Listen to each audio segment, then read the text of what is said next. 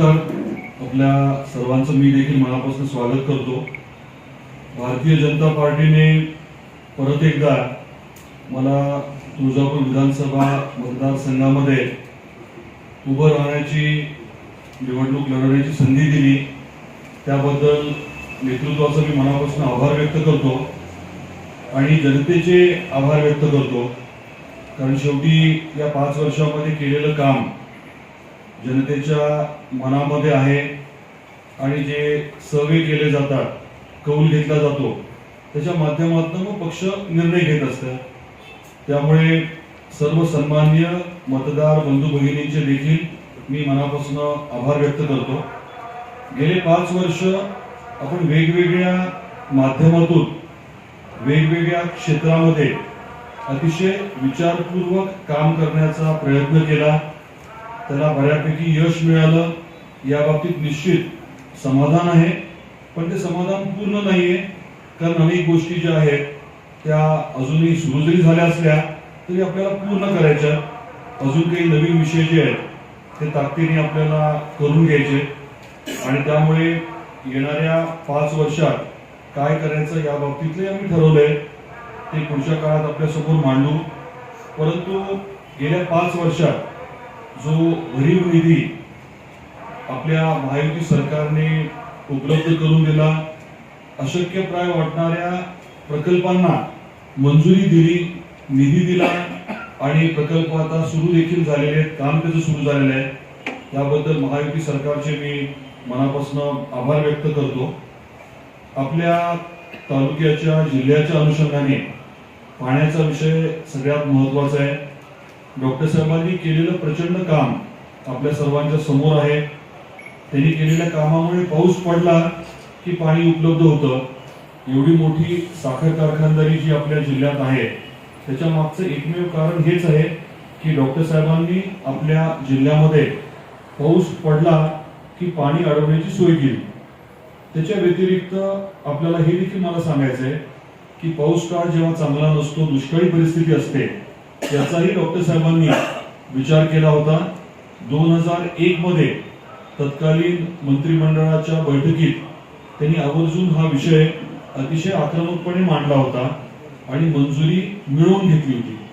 आता 23 वर्षानंतर गतवर्षी 2023 मध्ये आपल्या महायुती सरकारने 11,700 कोटी रुपये मंजुरी दिली या प्रकल्पाच्या अंतिम टप्प्याला आणि ते काम जे आहे ते आता युद्ध पातळीवर सुरू आहे। आपल्याला कल्पना आहे की रामदऱ्यात पाणी डिसेंबर पर्यंत येणार आहे। पुढे ते डिस्ट्रीब्यूट करत तुळजापूर तालुका, लोहारा आणि उमरगा असं पाणी आपण ते देणार आहोत। दुसऱ्या मार्गाने भूमपरांडा, वाशी, त्याच्यानंतर कळंब आणि धाराशिवला देखील हे पाणी पोहोचवलं जाणार आहे, आपल्याला कल्पना आहे। हा महत्वाकांक्षी प्रकल्प मी म्हटल्याप्रमाणे सुरू झालाय, त्याचा एक निर्णायक महत्वाचा टप्पा आता संपतोय, पण पुढचं काम बाकी आहे। तामळवाडीला आपण 370 एकरवरती नवीन MIDC घोषित केली आहे, त्याचं भूसंपादन आता सुरू झालंय आणि आपण ज्या बैठका घेतल्या त्याच्यामध्ये साधारण 150 सोलापूर मधले उद्योजक, छोटे आणि मध्यम उद्योजक जे आहेत ते तिथे गुंतवणूक करायला तयार आहेत आणि 70 ते 90 प्रत्येक युनिटमध्ये कामगार जे आहेत त्यांना रोजगार उपलब्ध करून द्यायला ते तयार आहेत। म्हणजे एकट्या तामळवाडीमध्ये जे काम आता सुरू झालंय त्याच्या माध्यमातून 12,000 रोजगार निर्मितीचा आपलं उद्दिष्ट आहे। मी सांगितल्याप्रमाणे तिथे भूसंपादनाची प्रक्रिया देखील सुरू झाली आहे। कौलगावला आपण आपल्या देशातलं पहिलं स्वतंत्र टेक्निकल टेक्सटाईल पार्क करतोय आणि हे MIDC करणार आहे।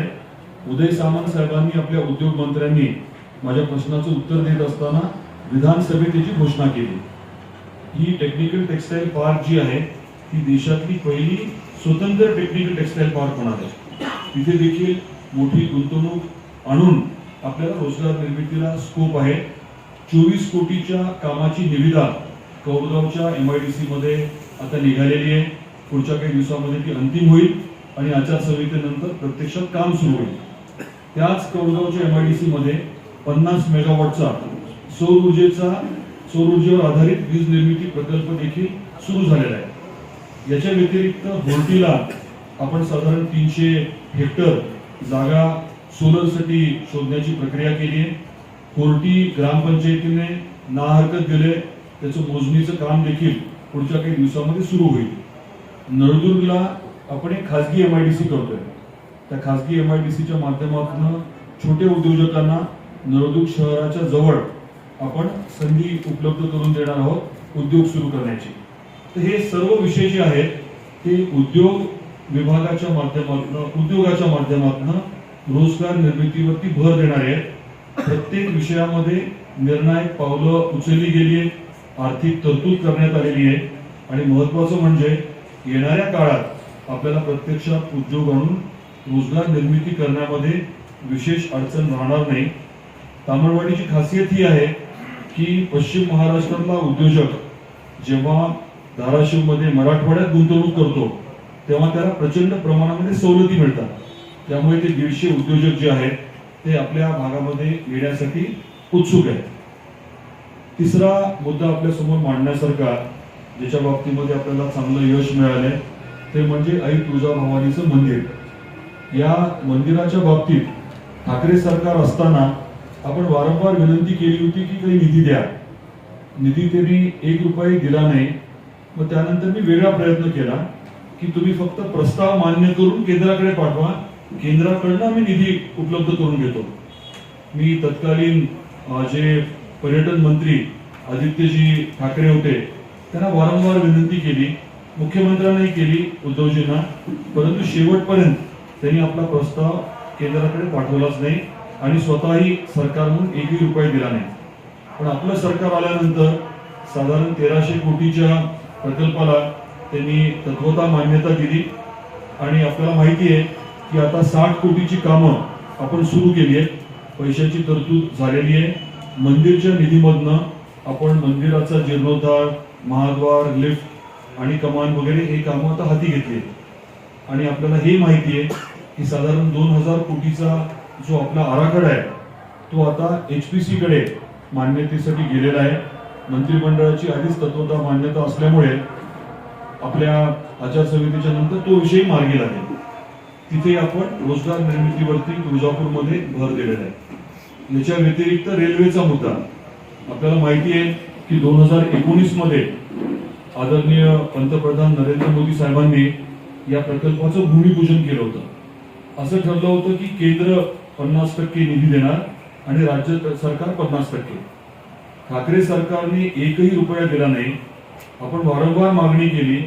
विधानसभेत मी हक्कभंग तत्कालीन परिवहन मंत्री अनिल परब साहेबांच्या विरोधात मांडला, तरी देखील त्यांनी रुपया दिला नाही.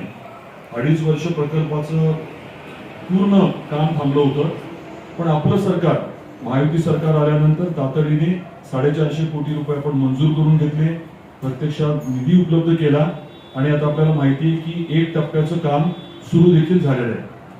असे अनेक विषय आहेत ज्याच्या बाबतीमध्ये आपण मोठे प्रकल्प हाती घेऊन त्यांना मंजुरी मिळून निधी उपलब्ध करून कामाला सुरुवात केली. एक प्रकल्प जो अशक्यप्राय वाटत होता तो म्हणजे 112 कोटी रुपयाच्या दुरुस्तीचा प्रकल्प. तो विषय आहे हा माखणी धरणाचा. लोअर तेरणा माखणी धरणातनं पाणी उचलून डॉक्टर पद्मसिंह पाटील साहेबांनी रुईभर पर्यंत आणलं होतं. आपल्या तुळजापूर विधानसभा मतदारसंघातल्या जवळजवळ 20 गावांचा हा महत्वाचा प्रश्न आहे. तर या बाबतीत देखील 112 कोटीच्या दुरुस्तीच्या प्रकल्पाला देखील आपण मंत्रिमंडळाची मंजुरी मिळवून घेतलेली आहे. तो विषय देखील आता महत्वाचा विषय, अनेक वर्ष बंद पडलेली योजना आता लवकरच टेंडरिंग होऊन तो विषय देखील आता पुढे मार्गी लागतोय. कोरनूर धरणाच्या बाबतीत आपल्याला माहिती आहे की साधारण 25 कोटी रुपयाचा निधी उपलब्ध करून पूर्ण कॅनल सिस्टम जी आहे ती आपण व्यवस्थित करून घेतोय, दुरुस्त करून घेतोय. असे अनेक विषय जे आहेत ते आपण मार्गी लावण्याचा प्रयत्न केलेला आहे. यशस्वी प्रयत्न झालेला आहे.